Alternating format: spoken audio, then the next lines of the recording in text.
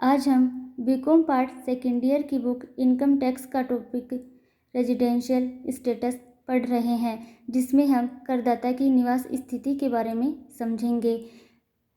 करदाता में individual, HUF, company, firm, association of person, body of individual, local authority आदि को शामिल किया गया है।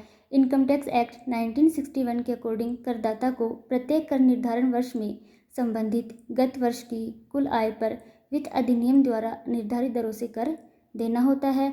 असेसमेंट ईयर या कर निर्धारण वर्ष यह वह अवधि होती है जो 1 अप्रैल से शुरू होकर 31 मार्च को समाप्त होती है। प्रीवियस ईयर या गत वर्ष कर निर्धारण वर्ष से ठीक पहले वाला वित्तीय वर्ष गत वर्ष कहलाता है। अभी वर्तमान में कर निर्धारण वर्ष 2020-21 चल रहा है। इसका गत वर्ष 2019-20 होगा। 2019-20 की इनकम पर 2020-21 में कर लगेगा। इनकम टैक्स एक्ट 1961 के अकॉर्डिंग करदाता की गत वर्ष की कुल आय का क्षेत्र गत वर्ष में भारत में उसके निवास की स्थिति पर निर्भर करता है। निवास स्थान के आधार पर सभी प्रकार के करदाताओं को 2 भागों में बांटा गया है, रेजिडेंट व नॉन रेजिडेंट। इंडिविजुअल व एचयूएफ में रेजिडेंट को भी 2 भागों में बांटा गया है, ऑर्डिनरी रेजिडेंट व नॉन ऑर्डिनरी रेजिडेंट। इस प्रकार इंडिविजुअल व एचयूएफ के लिए निवास की 3 स्थिति बनती है, साधारण निवासी, असाधारण निवासी व अनिवासी। करदाता की निवास स्थिति विभिन्न कर निर्धारण वर्षों में अलग अलग हो सकती है। एक कर निर्धारण वर्ष में वह निवासी है तो ये जरूरी नहीं है कि आगे भी सभी कर निर्धारण वर्षों में वह निवासी हो, वह अनिवासी भी हो सकता है। अतः प्रत्येक वर्ष करदाता के रेजिडेंशियल स्टेटस को जांचा जाता है। निवास स्थिति मूलतः गत वर्ष में उसके भारत में रहने की अवधि पर निर्भर करती है। निवास स्थिति का नागरिकता से भी कोई संबंध नहीं है। एक भारतीय नागरिक आयकर निर्धारण हेतु प्रीवियस ईयर में अनिवासी हो सकता है, जब तो एक विदेशी नागरिक इनकम टैक्स हेतु निवासी हो सकता है। अब हम व्यष्टि की निवास स्थिति के बारे में पढ़ेंगे।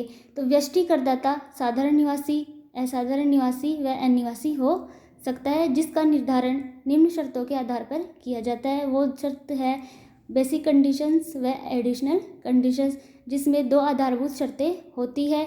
फर्स्ट है वह गत वर्ष में कुल मिलाकर 182 दिन या इससे अधिक अवधि के लिए भारत में रहा हो। सेकंड कंडीशंस है गत वर्ष से तुरंत पूर्व के 4 वर्षों में कुल मिलाकर 365 दिन या अधिक भारत में रहा हो, तथा वह गत वर्ष में 60 दिन भारत में रहा हो। यहाँ भारत में रहने से मतलब ये नहीं है कि वह भारत में लगातार या एक ही स्थान पर रहा हो। वह भारत में कहीं भी अलग अलग जगह रह सकता है, उसका एक स्थान पर रहना जरूरी नहीं है। तथा वह गत वर्ष में भारत में कभी भी आ सकता है, वह कभी भी जा सकता है। लेकिन कुल दिनों की संख्या में जैसे फर्स्ट कंडीशंस में उसे 182 दिन भारत में रहना जरूरी है कुल मिलाकर। सेकंड कंडीशंस में वह उसे 60 दिन भारत में रहना जरूरी है।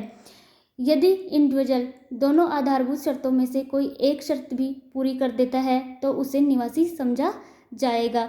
अब वह निवासी तो है, लेकिन वह साधारण निवासी है या असाधारण निवासी है, उसके लिए उसका अतिरिक्त शर्तों को पूरा करना जरूरी है। जो अतिरिक्त शर्तें भी 2 है। फर्स्ट है गत वर्ष से तुरंत पूर्व के 10 वर्षों में कम से कम 2 वर्ष भारत में निवासी रहा हो।